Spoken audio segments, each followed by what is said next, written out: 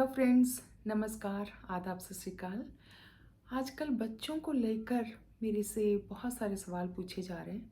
बच्चे यानी यंगस्टर्स यानी टीनेजर्स जो ग्रोइंग बच्चे हैं, उनके पेरेंट्स मेरे से बहुत सारे सवाल करते हैं। उनका कहना है कि हमारे बच्चे हमसे बातें शेयर नहीं करते, हम हमारे बातें नहीं बताते, अपनी चीज़ें हमसे शेयर नहीं करती, हमसे सीक्रेट्स रखते हैं।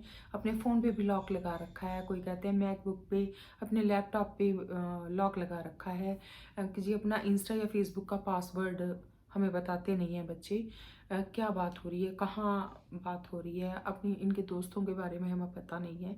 और कई पेरेंट्स ने तो यहाँ तक बोला मुझे कि हम जासूसी करने की कोशिश करते हैं, कहीं ना कहीं से पता करने की कोशिश करते हैं, तो हमें पता ये चल रहा है कि बच्चा जा कहीं रहा है और हमें बता कहीं रहा है।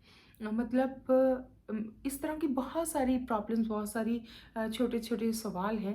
लेकिन मैं समझती हूँ इन सारे सवालों का मुद्दा, इन सारे सवालों का, सारी बातों का मतलब सिर्फ एक ही निकलता है कि जो पेरेंट्स हैं और जो उनके ग्रोइंग बच्चे हैं, जो यंगस्टर्स हैं, उनके बीच का रिलेशन वीक है या वीक हो गया है। ऐसा क्यों है? क्योंकि ये मुद्दा बहुत इम्पॉर्टेंट है, मैं समझती हूँ। इसके बारे में सोचना, इसको हल करना, इस पे बात करना बहुत ज़रूरी है। इस चीज़ को पहले मैं बच्चों के एंगल से देखना चाहती हूँ कि देखिए आजकल जो बच्चे हैं उनको कितना ज़्यादा स्ट्रेस है पुराने टाइम के मुकाबले। हर चीज़ में कंपटीशन है। देखो इवन स्कूल कॉलेज से छोड़ो, प्ले वे में भी जाना होता है ना, उसमें भी कंपटीशन है। उसमें भी सीट्स लिमिटेड है। क्या वो 2 साल का बच्चा प्ले वे में जा रहा है और उसको पता नहीं है जाना वो कहीं चाहता है, उसको सीट कहाँ मिलेगी? बड़े शहरों में यहाँ तो इतना बुरा हाल है। और फिर कौन से स्कूल में उसकी एडमिशन होगी, कौन से कॉलेज में एडमिशन होगी, हर जगह कंपटीशन है, रिजर्वेशन है। प्रोफेशनल कॉलेज में जाना है, यूनिवर्सिटी में जाना है, उसको कहाँ जाना है। फिर अगर चलो पढ़ाई पूरी कर भी ली, उसने जॉब कहाँ करनी है, मिलेगी जॉब, नहीं मिलेगी, वो क्या कमाएगा, जॉब, बिजनेस, अपना कोई प्रोफेशन, कुछ भी क्या करेगा। और अभी तो ये भी है कि वो भारत में रहेगा या विदेश में जाएगा। वहाँ जाना है तो वहाँ पढ़ेगा या पढ़ने के बाद जाएगा। वहाँ की लैंग्वेज, वहाँ की करेंसी, वहाँ अकेले रहना, इमोशनल इश्यूज़। और अगर विदेश नहीं भी जाते बच्चे तो जिस शहर में वो पले बड़े हुए हैं वहाँ सेटल हो पाना हमेशा पॉसिबल नहीं होता, और ये मोबिलिटी बहुत ज़्यादा बढ़ गई है। तो बच्चों के एंगल से अगर हम देखते हैं तो उनके माइंड के ऊपर कितने ज़्यादा प्रेशर्स हैं कि फाइनेंशियल को छोड़ देते हैं हम, चलो वो तो पेरेंट्स देखेंगे, लेकिन हर जगह कंपटीशन में से निकलना, मतलब हमेशा ऑल द टाइम जो बच्चे हैं दे आर रनिंग। और कितना ज़्यादा अनसर्टन है उनके लिए सब कुछ जिसमें वो जी रहे हैं कि सीट मिलेगी कि नहीं, आगे क्या होगा, हर चीज़ में इतना ज़्यादा कंपटीशन है।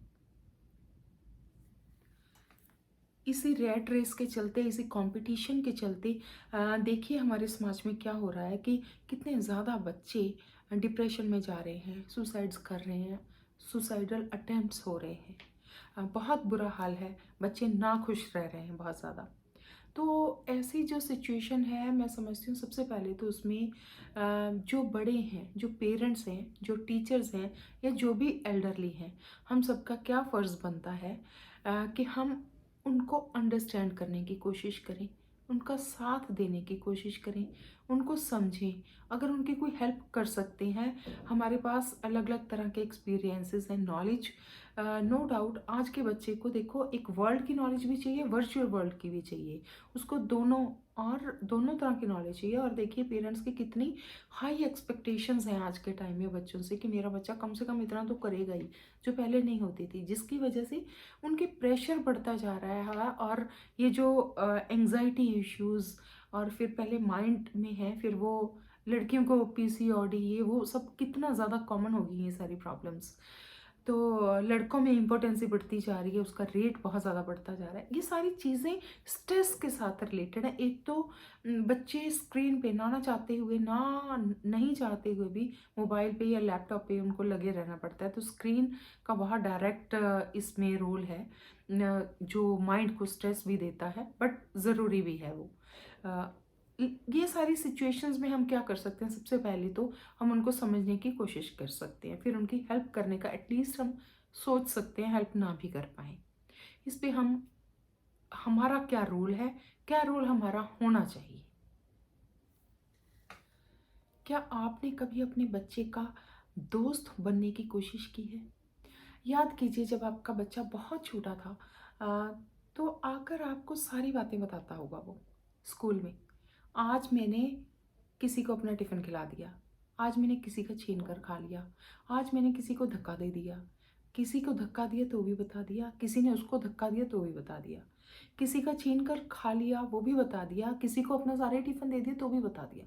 लेकिन आप क्या करते थे? आप स्माइल देते थे, क्या बच्चा है? अच्छा, ओके। तो बड़े प्यार से, तो बच्चा सारी चीज़ें आपको बताता रहता था। आप जजमेंटल नहीं होते थे कि इसने किसी को धक्का दिया तो ये बड़ा होकर क्या बनेगा, नहीं, क्योंकि बच्चा है। आप उसको स्वीकार करते थे जैसा वो है। और फिर वो बच्चा जब धीरे धीरे बड़ा होने लगा तो आप फिल्टर लगाना शुरू कर दिया, किया कि नहीं? अब वो कोई बात बताता है तो आप जस्ट उसको सुनते नहीं हो, आप उसको जज भी करते हो साथ साथ, किसने गलत किया, ठीक किया, क्या नहीं, क्या नहीं। तो फिर होता क्या है कि अब वो प्लेनली बातें बता रहा है तो आप एकदम से रिएक्ट करते जो आप पहले नहीं करते थे। आप कभी बैठकर सोचना, कोई दिन ऐसा हुआ होगा कि उसने कोई बात बड़ा प्लेनली आपको पहले की तरह बचपन में छोटे बच्चे की तरह बताई होगी और आपने बहुत शायद हार्श रिएक्ट किया होगा उस पर, तो बच्चा एकदम सहम गया होगा। वहाँ डेंट पड़ता है आप दोनों के रिलेशन में। उसके बाद नेक्स्ट टाइम उस तरीके की कोई बात बतानी होगी तो वो 10 बार सोचेगा, बताऊं कि नहीं बताऊं। आपके रिएक्ट करने से क्या हुआ? क्या वो करना छोड़ देगा? नहीं, बताना छोड़ देगा। आप क्या समझते हैं कि वो सारी उम्र उसी तरह से किसी का टिफिन खा लिया, किसी को दे दिया, बस इतना ही चलता रहेगा? नहीं, बच्चा बड़ा हो रहा है, उसकी शरारतें भी चेंज होंगी। उसकी शरारतें वो 2-3 साल के बच्चों वाली नहीं रहेंगी। लेकिन क्या आप उसको स्वीकार करने को तैयार हैं जैसे आप पहले करते थे? अभी रिसेंटली मेरी एक टीनेजर्स के ग्रुप के साथ एक्टिविटी थी, तो मैंने उनसे पूछा कि भाई आप अपने पेरेंट्स को सारी बातें बताते हो? नहीं बताते? कहते नहीं, बिल्कुल नहीं बताते।